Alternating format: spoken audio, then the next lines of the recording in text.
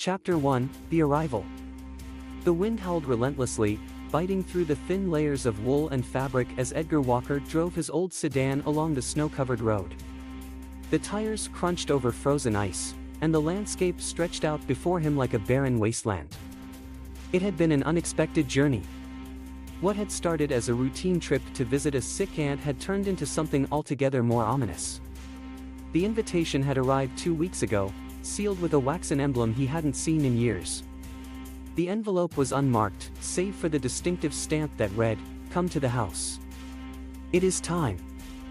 It was signed by his late father, a man Edgar hadn't seen or heard from in nearly 2 decades.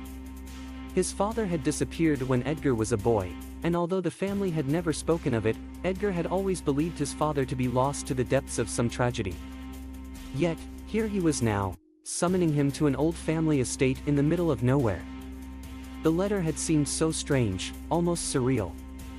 But Edgar couldn't ignore it. The curiosity was too much, and the need for answers, even more pressing.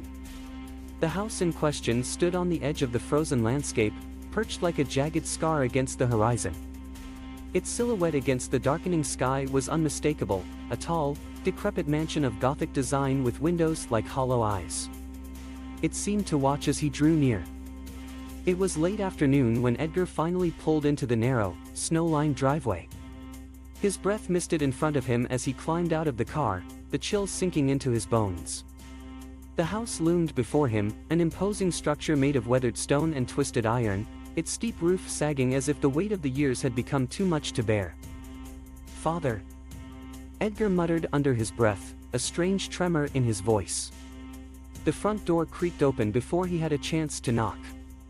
Standing in the doorway was an older man, tall, gaunt, his face obscured by shadows. Edgar didn't recognize him, but something about the figure was disturbingly familiar.